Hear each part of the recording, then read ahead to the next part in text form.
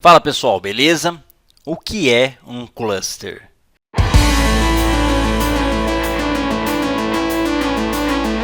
Uma das melhores maneiras de descrever o Kubernetes é que ele é o melhor gerenciador de recursos de todos os tempos. O que um gerenciador de recursos gerencia? Ele gerencia recursos. Então, quais são os recursos mais importantes que o Kubernetes gerencia? São os seus servidores e esses servidores estão na nuvem ou, no nosso caso, no Docker Desktop.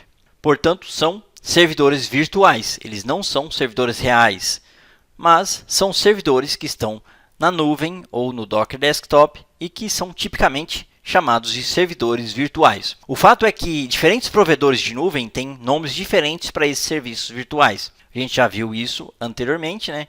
A Amazon chama os servidores virtuais de EC2 ou Elastic Compute Cloud. A Azure chama de Virtual Machines. O Google Cloud chama de Compute Engines.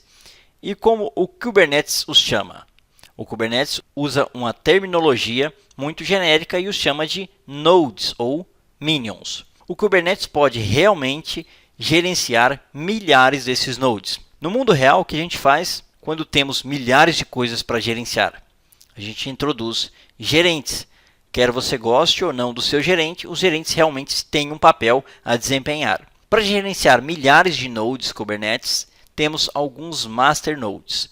Tipicamente você terá um master node, mas quando você precisa de altíssima disponibilidade, você pode optar por múltiplos master nodes. De novo, o que é um cluster? Um cluster nada mais é do que uma combinação de nodes e o master node. Os nodes são os caras que fazem o trabalho, são chamados de worker nodes ou simplesmente nodes. Os nodes que fazem o trabalho de gerenciamento são chamados de master nodes. E esses master nodes garantem que os nodes estejam realmente motivados e prontos para trabalhar, assim como os nossos gerentes fazem. Não é assim que funciona? Bom, a gente trabalha duro porque os nossos gerentes nos mantêm alertas e atentos. Claro que isso é uma brincadeira, mas não deixa de ser próximo da realidade. Os master nodes garantem que os nodes estejam disponíveis e fazendo algum trabalho útil. Simplificando muitíssimo, podemos dizer que um cluster contém nodes que são gerenciados por um master node. Agora que a gente entendeu isso, a gente vai criar um cluster. Quando a gente habilita o Kubernetes no Docker Desktop, ele já cria um cluster padrão. Eu já expliquei isso lá no início do curso, quando a gente estava preparando o ambiente, como funcionava para habilitar o Kubernetes. Se você não fez, é esse mesmo processo aqui. Você vai clicar em configurações, vai vir em Kubernetes e vai marcar essa opção Enable Kubernetes. Perfeito. Aqui tem a opção de mostrar os containers do sistema. Como a gente está rodando o Kubernetes virtualizado sob o WSL2, então a gente está rodando containers do Kubernetes. E se você marcar isso aqui, vai exibir eles.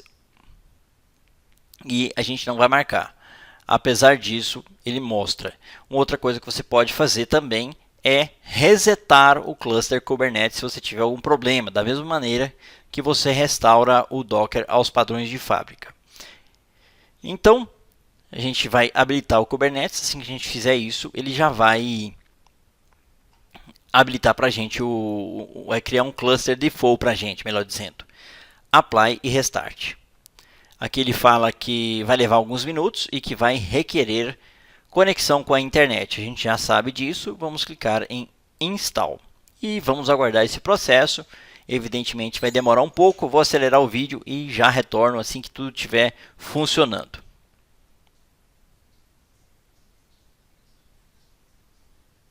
Fala pessoal, depois de alguns minutos, o Kubernetes foi habilitado. Se você tiver problemas, aqui também você pode resetar o seu cluster.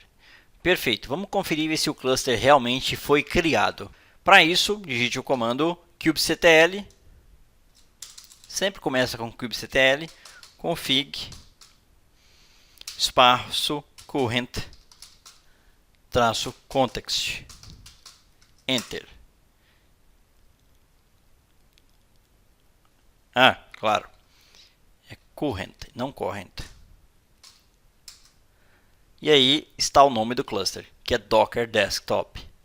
Além disso, você pode digitar o seguinte comando: kubectl config view. E aí ele vai detalhar um pouco mais sobre as configurações do cluster. Aqui ele mostra o API version, cluster certificate, aqui ele omitiu alguns dados, né? O servidor, nome Docker Desktop, contexto cluster Docker Desktop, usuário e nome Docker Desktop, contexto atual Docker Desktop, que é justamente essa propriedade que a gente acessou aqui. E aí está. Então funcionou, o nosso cluster foi criado e está tudo ok. Vamos verificar a versão do Kubernetes, kubectl version. E aí está a versão do nosso cliente, que é 1.29.2 e do cliente é 1.29.2, do server também. E aqui a gente tem essa Customize Version V5 alguma coisa que provavelmente é criado pela Docker para poder a gente conseguir executar isso no Docker Desktop e não precisar do Linux. Além disso, a gente pode executar o kubectl espaço get nodes e a gente tem um node do Docker Desktop, que é um node padrão. Então, revisando o que a gente aprendeu nessa aula.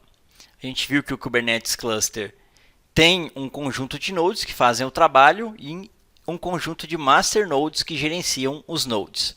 Antes da gente ir para a próxima aula, um fato curioso é que anos atrás, criar um cluster Kubernetes era uma das coisas que os administradores de sistemas mais temiam. O Docker Desktop simplesmente tornou esse processo muito fácil.